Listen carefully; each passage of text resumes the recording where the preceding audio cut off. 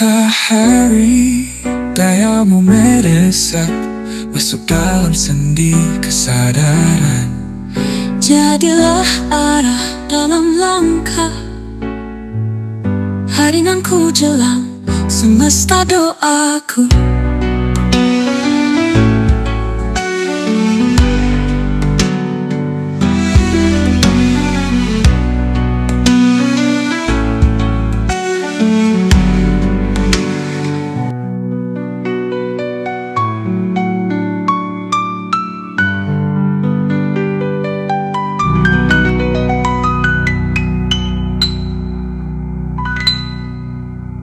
Halo, apa kabar? Mulut masih bau daging kambing atau sapi? Jangan khawatir soal kolesterol, khususnya bagi yang hanya bisa makan protein hewani setahun sekali. Indonesia tetap akan baik-baik saja, setidaknya demikian kata Prabowo yang kita gaji tinggi sebagai presiden. Saya ingin ajak Anda bertamasya tentang benarkah orang Indonesia malas? Ini pandangan postkolonial yang jamak, yang agaknya ingin mendegradasi daya tahan dan produktivitas manusia Indonesia. Mari kita lihat dari sudut lain.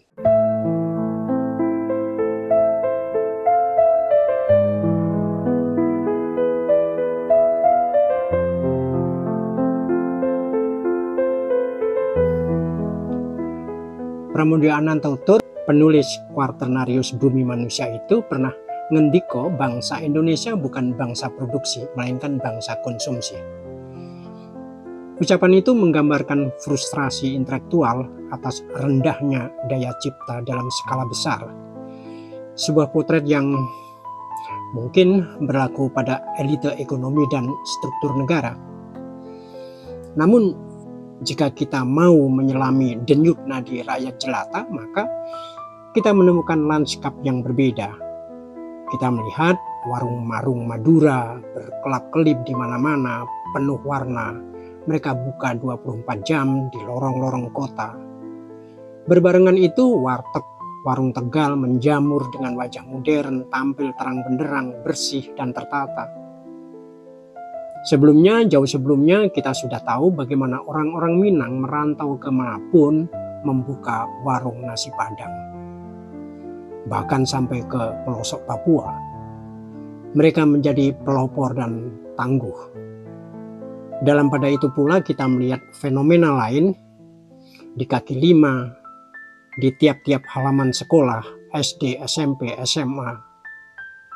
Ada cilok, cireng, sempol, seblak, cilor, kreasi rakyat yang tak pernah habis daya hidupnya.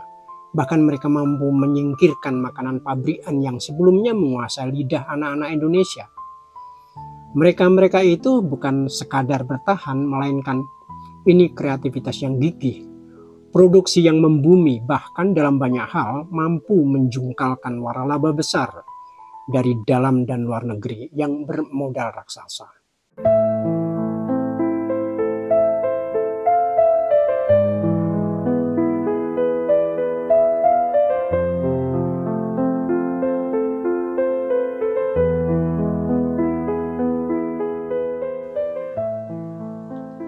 Fenomena ini menunjukkan bahwa rakyat Indonesia justru produktif dalam skala mikro. Mereka menciptakan ekonomi sendiri, nyaris tanpa subsidi negara. Negara justru hadir membuat masalah dan kendala. Namun, walaupun di tengah peliknya perizinan, rahasia, larangan berjualan di area strategis, rakyat tetap menggelar lapak. Di situ menjadi ironi tragis. Negara tak melihat hal itu sebagai kekuatan. Pemerintah terlalu sibuk memfasilitasi modal besar, bahkan rela mengubah regulasi demi investasi asing. Sementara ekonomi rakyat yang lebih tahan banting saat krisis diabaikan bahkan dihalangi. Padahal seperti dikatakan ekonom Paul Krugman, productivity isn't everything, but in the long run, it is almost everything. Produktivitas memang bukan segalanya, tapi dalam jangka panjang, Ia adalah hampir segalanya.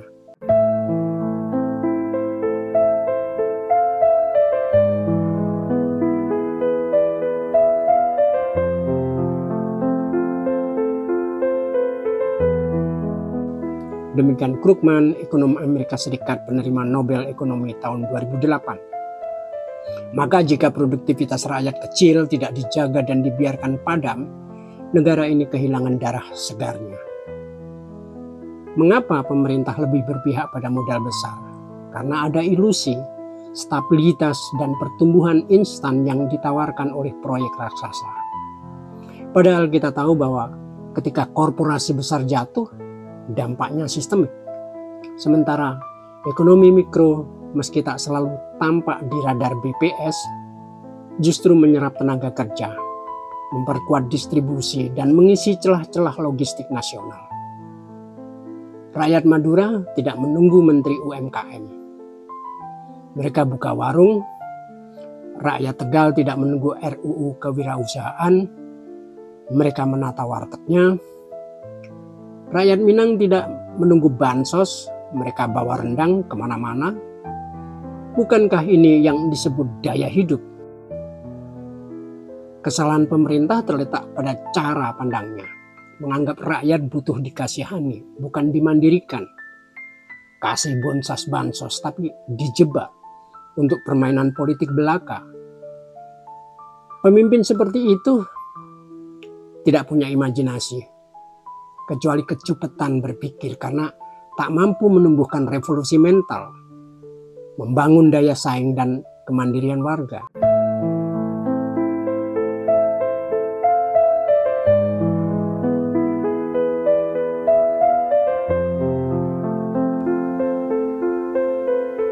Kebijakan yang sering dibuat dari balik meja rapat, bukan dari kolong jembatan atau pasar tumpah, cenderung tricky dan korup. Sehingga tidak heran jika program bantuan UMKM lebih sering jadi formalitas atau bahkan ladang korupsi berjamaah. Mungkin juga Koperasi Merah Putih yang jika tidak kita cermati bisa saja menyeleweng kemana-mana. Tidak ada keberpihakan strategis pada ekonomi mikro yang mestinya jadi pilar.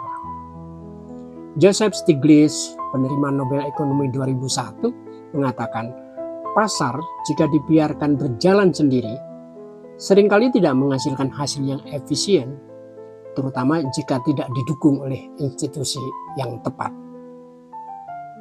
Memang, dan institusi kita sayangnya masih belum berpihak pada rakyat kecil, kecuali dalam kampanye-kampanye politik mereka.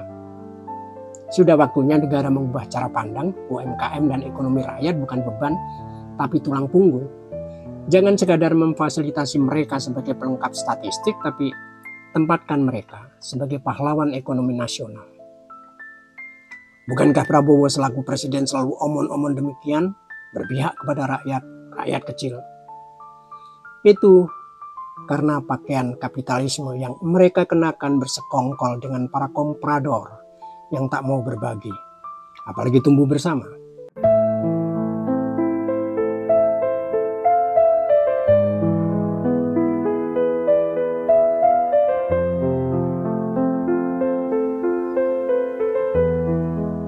Mulailah dari regulasi yang masuk akal, ruang-ruang usaha yang manusiawi, dan sistem perizinan yang mudah.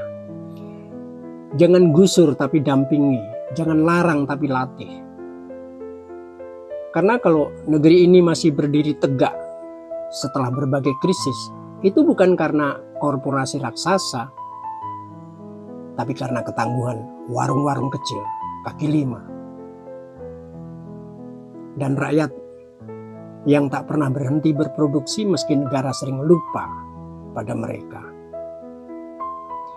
The economy is not a morality play, it is about people, tulis Paul Krugman lagi. Ekonomi bukanlah panggung sandiwara moral. Ini tentang manusia. Bagaimana mereka hidup, makan, dan apakah mereka bisa menemukan pekerjaan.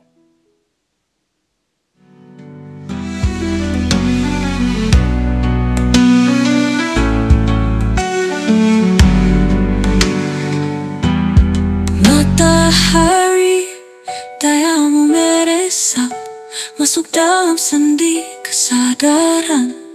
Jadilah ada dalam langkah Hari nan ku jelang semesta doaku.